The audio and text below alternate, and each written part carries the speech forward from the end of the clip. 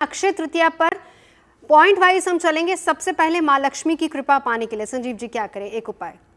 ततश्चाविर्भूत साक्षात् श्रीरमा भगवत्परा रंजयन्तीं दिशः कांत्या विद्युत सौदामनी यथा। ये वो मंत्र है जिस मंत्र को श्रवण कर भगवती राजलक्ष्मी जी सागर से जो है प्रकट हुई थी। इस मंत्र का यदि जाप करते हो और स्फटिक के श्री सूक्त का, श्री सूक्त से हिरण्यवर्णाम हरिणीम सुवर्ण रजत सृजाम चंद्राम हिरण्यमयीम लक्ष्मीम जात वेदो मावा, इन मंत्रों से अगर आप उनका गन्ने के रस से अभिषेक करते हो तो आपके घर में बहुत अनंत अखंड अक्षय लक्ष्मी होगी जो कभी समाप्ति की ओर नहीं जाएगी और दिव्य आपके घर में भंडार भर जाएगा, आनंद हो जाएगा। बिल्कुल राज्य, एक उपाय। अगर मैं अक्षय तृतीया के उपाय की बात करूं और लक्ष्मी जी की प्राप्ति की बात करूं, मैंने एक बात सत्य कहा है, मुझे लगता है लक्ष्मी जी को नहीं बुलाना चाहिए, बुलाना विष्णु जी को चाहिए। अच्छा। विष्णु जी आएंगे तो लक्ष्मी जी अपने आप आएंगी। अगर लक्ष्मी जी अकेले आती हैं तो आपको परेशान करेंगे, इसमें कोई दो राय नहीं है, लेकिन यदि विष्णु जी के साथ आएंगी तो ऐसे परिस्थिति में आपको परेशान करें ऐसी संभावना नहीं होती है। मैं लक्ष्मी जी का सिंपल अगर मंत्र बताऊं तो मुझे लगता है, क्योंकि आज हिंदी पढ़ना बड़ा मुश्किल हो रहा है लोगों के लिए, संस्कृत की तो बात ही छोड़ दिया जाए, तो ऐसी परिस्थिति के अंतर्गत एक सिंपल मंत्र है जिसको लक्ष्मी गायत्री कहा जाता है। महालक्ष्मी च विद्महे विष्णु पत्नी च धीमहि तन्नो लक्ष्मी प्रचोदयात्। लक्ष्मी गायत्री है, नेट पर आराम से मिल जाएगा, आप सर्च करके पढ़ सकते हैं।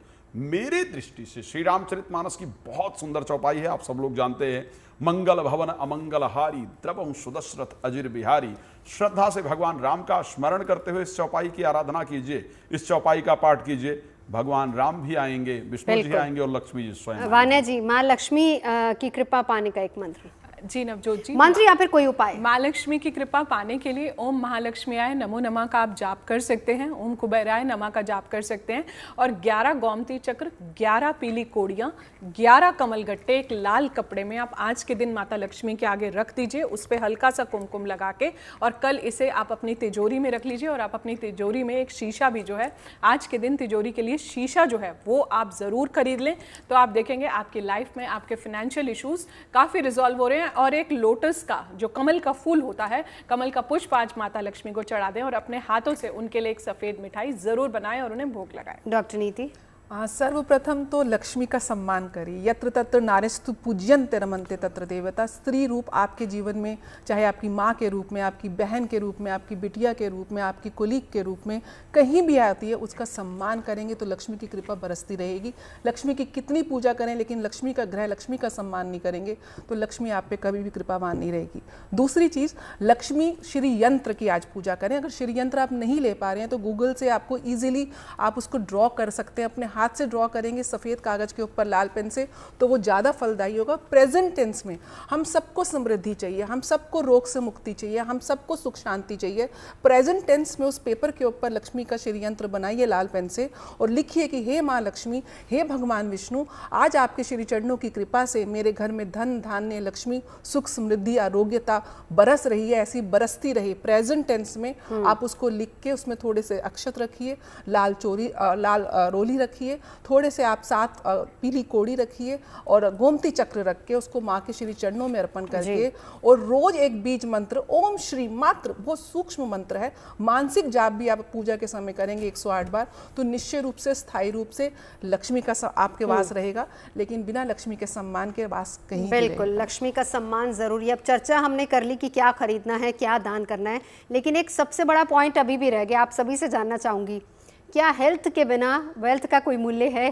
कोई मूल्य नहीं। ऐसा बिल्कुल। सर्वप्रथम निरोगी काया, सबसे बड़ा सुख निरोगी तो मैं वही जानना चाह रही हूँ, क्या अक्षय तृतीया के दिन हम कुछ मांग सकते हैं अपनी सेहत के लिए कि दान, मुझे लगता है कि औषधियों का दान और माँ धन्वंतरी की भगवान और सूर्य देव का एक एक करके दुर्गा सप्तशती में बहुत बढ़िया मंत्र, और मुझे लगता है जितने मंत्र है सभी का अलग अलग बड़ा दिव्य अर्थ, इसका इतना अच्छा अर्थ है, बहुत कुछ इस एक मंत्र में बहुत कुछ समाहित हो गया।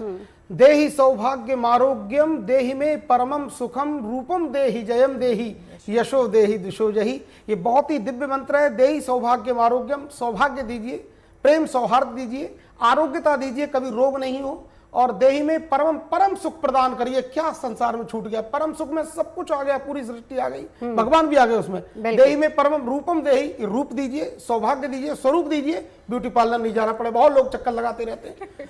रूपम देही यहाँ पे फिर खफा हो जाएंगे लोग आपसे, ये लाइन नहीं बोली। यशवी दीजिए, मान प्रतिष्ठा दीजिए, दिशो जही, जो हमारे वैरी हैं शत्रु उनका भी विनाश हो। इतनी बड़ी कामना एक मंत्र में की गई है माँ दुर्गा जी का, जो जपेंगे उनका निश्चित का अक्षय कल्याण हो जाएगा।